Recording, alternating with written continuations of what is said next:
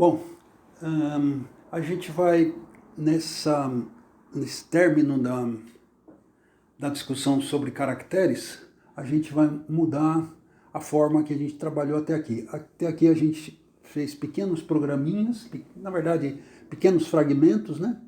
E comentou um pouquinho sobre eles como forma de trazer conceitos novos. Aqui a gente vai fazer um programinha. Não é um programa de verdade, mas já é um bom rascunho de programa, né? Bom, tem até uma filosofia por detrás dele, não é só exemplificar comandinhos. Bom, a ideia básica é o seguinte: tem um pessoal de linguística matemática e, na verdade, um pessoal também de editoração de textos que, para fazer os trabalhos deles, tanto acadêmicos, né, no caso da linguística computacional, quanto práticos, no caso da editoração, eles pegam os textos, né, de livros e tal, e fazem algumas transformações, e aí eles estão preocupados só na frequência das palavras, ou seja, como se fala hoje em dia, o pessoal de humanas e tal, eles desconstroem o texto, jogam fora toda a estrutura do texto e só procuram a frequência das palavras. Então, normalmente, essas pessoas vão lá ler um romance, ler sei lá o que, um livro de contos, mas aí nessa sequência de cursos que a gente está vendo, né, a gente ainda não chegou na parte de leitura de arquivos. Não é nada do outro mundo, mas não vamos passar o carro na frente dos bois. Então, em vez de eu ler um livro de verdade, o que eu fiz? Eu tomei a liberdade de ir lá baixar o livro chamado Memórias Póstumas de Brás Cubas, que é um livro famoso do Machado de Assis, para quem gosta de ler, e peguei o primeiro parágrafo dele e joguei aí no meio do programa como um vetor de texto, né? No caso, como a gente tem falado também, um vetor de cadeias de caracteres, ou até como o pessoal de programação fala, que tem um jargão lá, que é vetor de strings, tá? Cada elemento do vetor, que está aqui mostrado na tela, seria uma linha do texto lá do primeiro parágrafo do Memórias Póstumas de Brás Cubas, tá? Bom, tem bastante coisa, é um livro interessante, até bem humorado, mas não vem ao caso agora. Então, o objetivo da gente é desmontar esse texto, né? Desconstruir, como fala o pessoal de humanas. Bom, e para isso a gente vai usar a função gsub, que a gente já comentou um pouquinho, e vamos usar algumas coisas um pouquinho mais avançadas, pero no mucho, de expressões regulares. E vamos lá comentar as coisas. Então, nesse primeiro bloco aqui, claro, né, tranquilo, eu estou copiando no braço, vamos dizer assim, né, no programa já, tá o pessoal americano fala hardwired, aqui no Brasil a gente fala chumbado. Isso aqui já está chumbado no programa, não é boa programação, mas num programa de rascunho, para a gente exercitar o conceito, tá tudo bem, tá? O certo seria a gente ir lá ler o livro, como eu falei. Mas beleza. Então, como a gente está desmontando o texto, a primeira coisa é jogar fora os caracteres de pontuação, vírgula, ponto e vírgula, etc. Inclusive, um caractere que é o travessão. Tem duas formas de representar esse travessão. Uma delas com dois hífens, tá? Que é o mais universal, e outra com um caractere especial que não é em todo lugar que aceita, um caractere de travessão mesmo, único, né? Mas não é todo lugar que funciona. Por exemplo, quem usa os produtos da Microsoft ou até os produtos do OpenOffice, LibreOffice, quando você coloca um hífen com espaço em branco e continua escrevendo, ele transforma aquele hífen no tal da travessão, tá? Mas aqui, digamos que ele pudesse vir como dois hífens. Ok. Então, esses são os caracteres de pontuação. O que é essa coisa aqui? Como se diz? Dois colchetes e com 2 pontos aqui no meio e tal. Bom, na verdade, isso aqui do lado de fora, os 2 primeiros colchetes, estão definindo que é uma classe de caracteres, como a gente já viu em vídeos anteriores. Esses hífens, esses colchetes do meio, caramba, na verdade eles estão definindo uma classe que já existe nas expressões regulares, não só do R, tá? Esse negócio de expressões regulares tem um padrão, vamos dizer, universal aí para tudo quanto é linguagem. O R também segue esse padrão. Bom, como eu falei, segundo colchete interno está falando que a classe dos caracteres de pontuação, tá? Os 2 pontos, esse jeito esquisito que estão aí, é para, vamos dizer, não ter o risco de confundir com algum caractere que você pudesse digitar. Desse jeito que está escrito aí, é só essa classe pré-definida.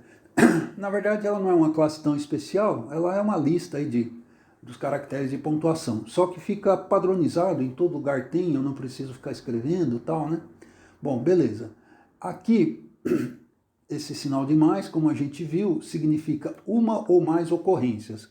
Porque, como eu falei, pode ter esse travessão representado por dois hífens, pode ter também, mesmo quando seja aquele caractere especial de travessão, pode ter do lado do travessão uma vírgula, e assim por diante. Então, e tem também as reticências, né, que são 3 pontinhos tudo juntinho.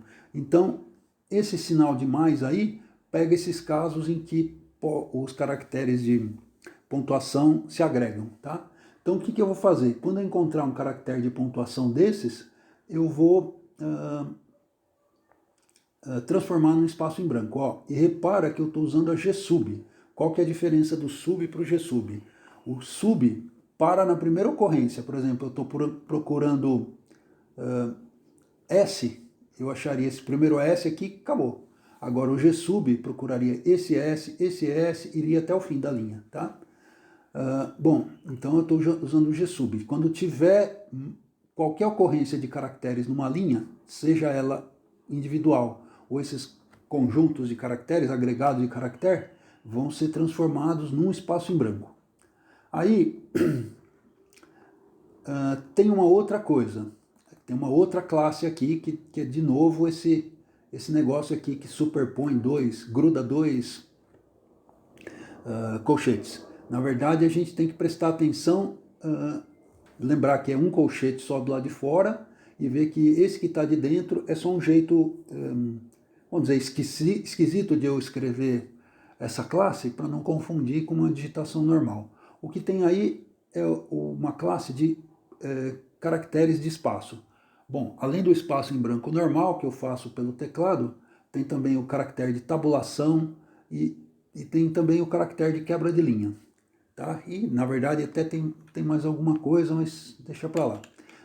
Então, tudo que tiver relacionado com espaço, quer eu lembre, quer não, já está prontinho nessa classe. Eu não preciso forçar a memória, tá? Na verdade, tem várias outras, essas daí são significativas. Não é tão fácil, enfim, a gente lembrar de todas. Aí vai ter classe para letras maiúsculas, números, mas aí é facinho fazer no braço, como a gente já viu outras vezes, tá?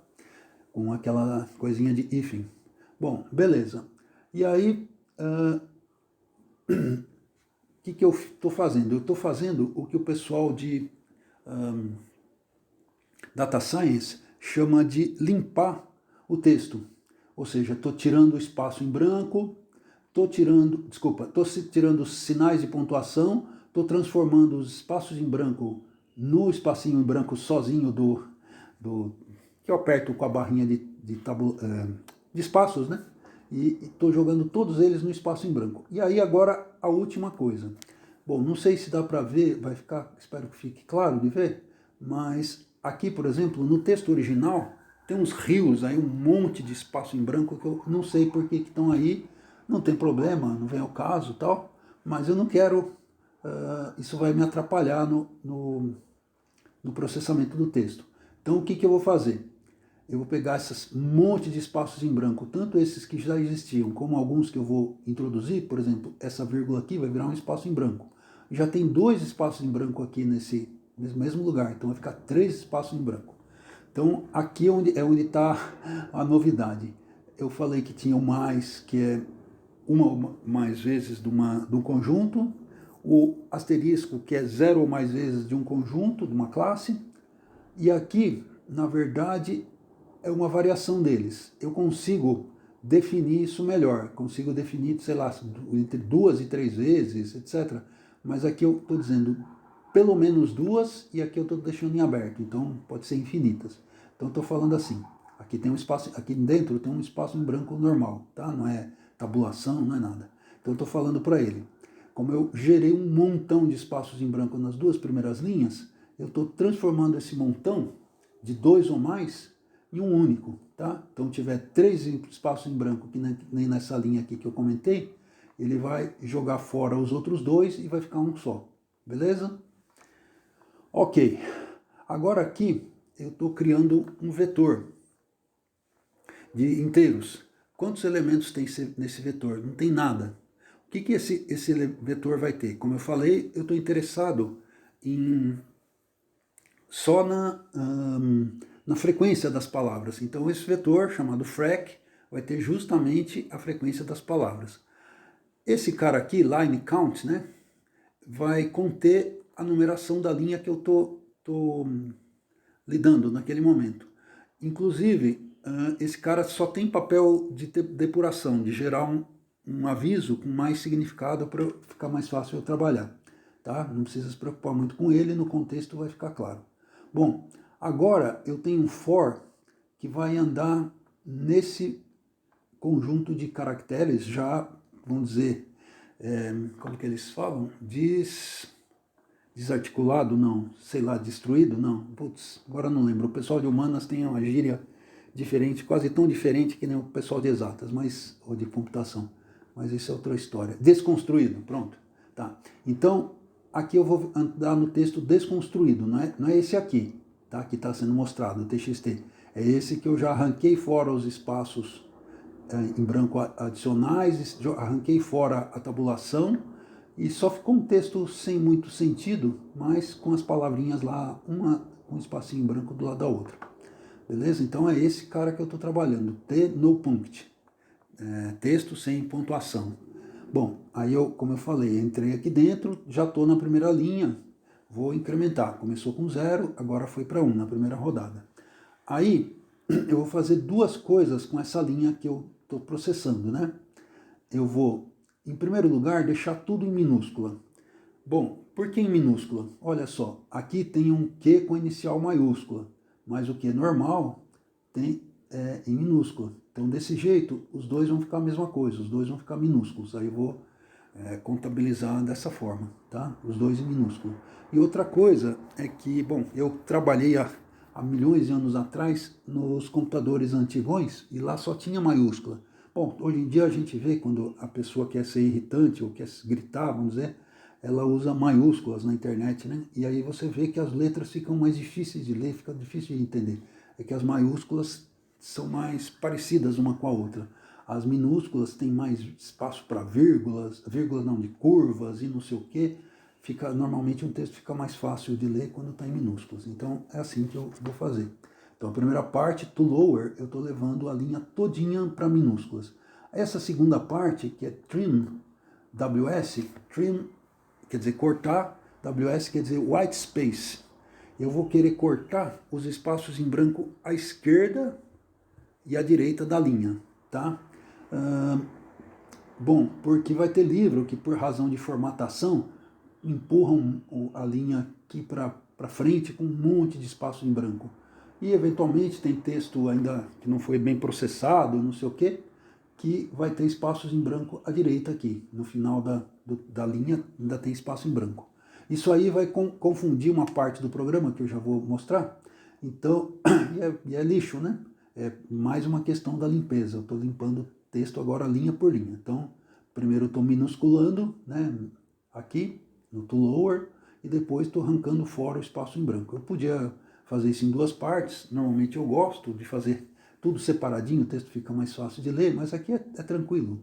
Primeiro eu minusculo e depois eu arranco fora os espaços em branco à esquerda, quer dizer, no início do texto, da linha, e à direita, que é um lixão lá. Agora aqui vem uma coisa que uma é intuitiva, a outra nem tanto. Bom, então a primeira, então tem essa função str, que como eu falei é gíria de programador, significa string, né? Não precisava talvez, mas, bom, precisava, é sempre claro, né? A função tem esse split em outros contextos. Então, split quer dizer quebrar. Então aqui, o que eu vou fazer? Eu vou pegar aquela linha que já foi minusculada, que já foi, já arranquei fora os espaços em branco à esquerda e à direita, e agora eu vou quebrar ela em palavras, tá? Bom, então essa função é tranquilona. Agora, não sei exatamente por que ele cria, essa função cria uma lista, em vez de um vetor de caracteres, de cadeias de caracteres. Então, essa linha 27, essa segunda linha, é uma coisa meio mandrake.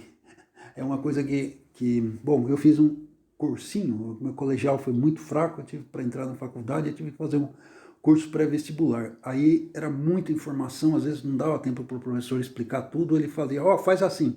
Aí os alunos falavam, eita, é mágico, tirou isso do colete, e é mais ou menos isso que que vai acontecer aqui. Isso aqui, ele devolve uma lista, essa string split. É coisas da vida. Aí digamos que eu fui, procurei, vi como é que indexa a lista, quebrei a cabeça, então eu preciso, é estranho, o pacote base do R tem bastante coisa legal, mas de vez em quando tem umas coisas estranhas. Bom, e a gente tem que conviver com isso, tem que se virar com isso, é coisa da vida de programador.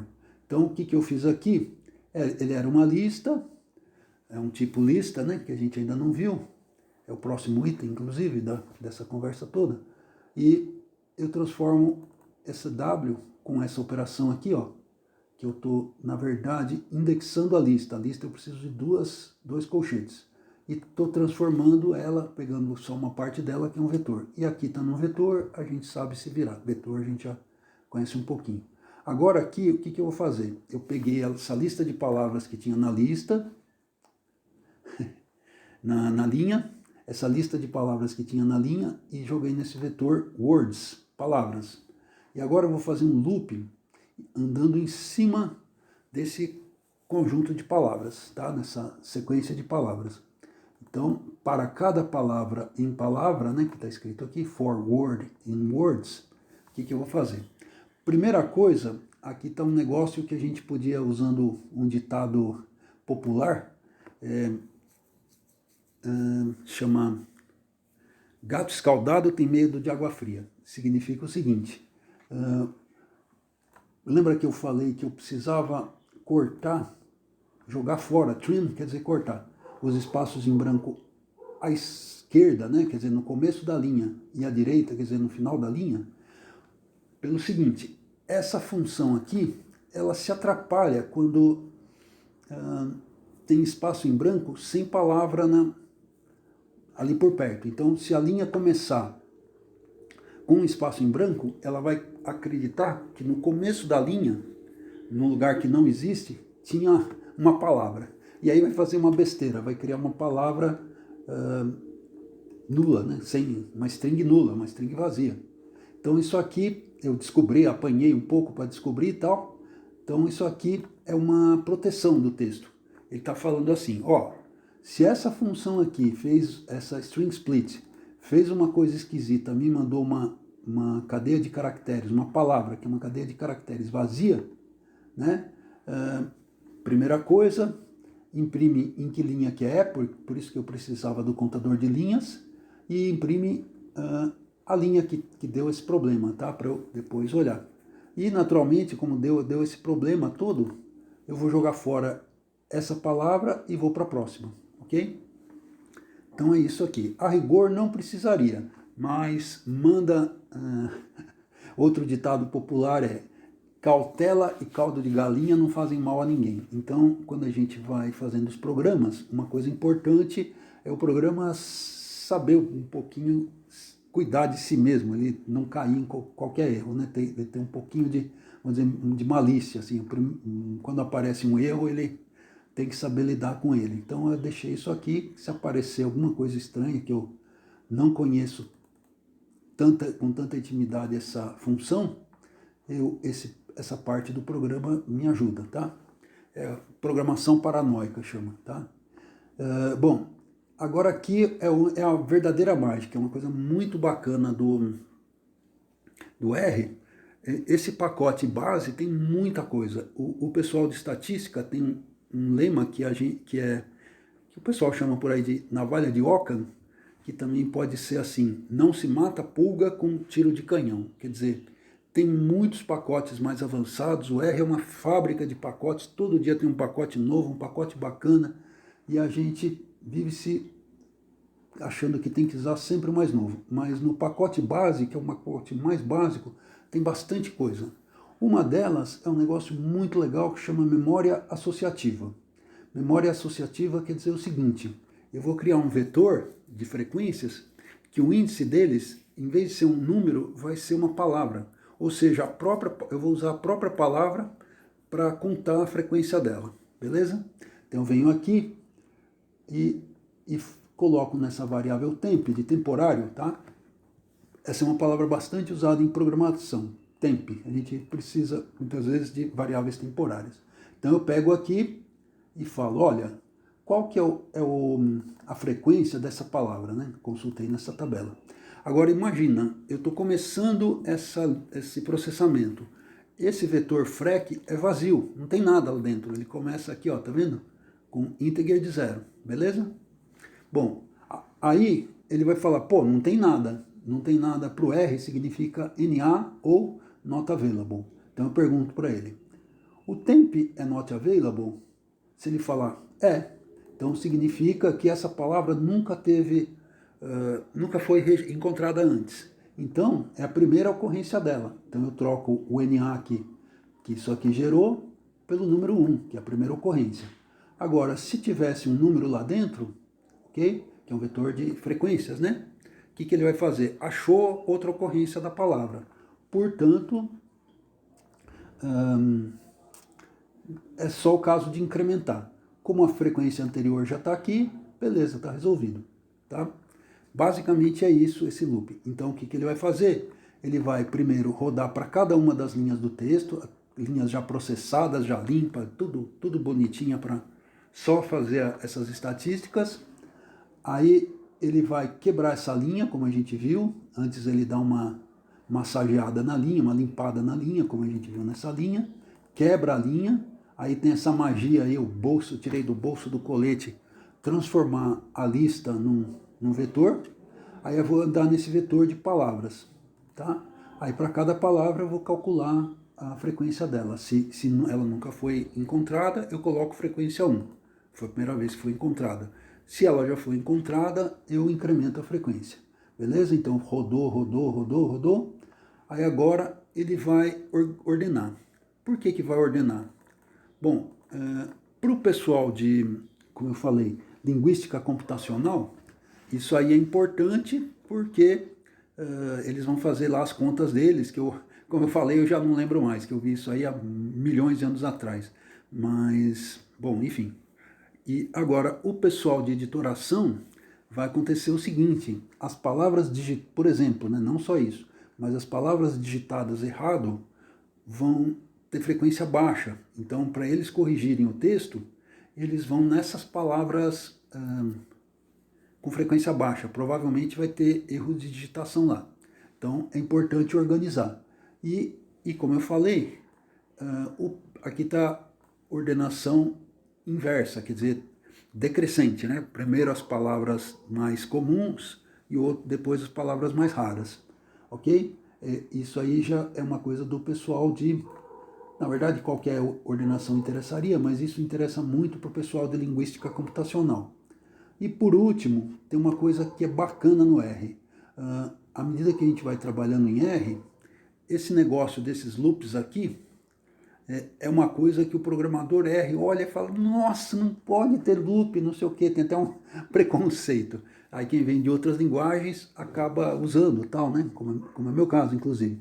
Mas no R tem um monte de recursos que já resolvem a maior parte das necessidades de loop.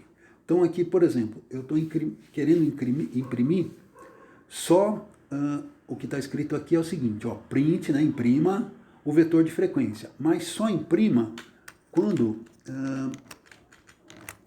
a frequência for maior do que 2. Em qualquer linguagem de programação que eu já esbarrei, talvez com exceção de C#, aqui estaria envolvido um loop, tá? E para o R não precisa, ele resolve esse loop só com esse predicado aqui, só com essa continha, tá? Então ele imprime tudo que tem em frequência que tiver valor maior do que 2. É para a lista ficar mais curtinha, eu vou imprimir só algumas pouquinhas das palavras. Então vamos rodar o programa. Ele já é um programa grandinho. Lembra que eu falei com...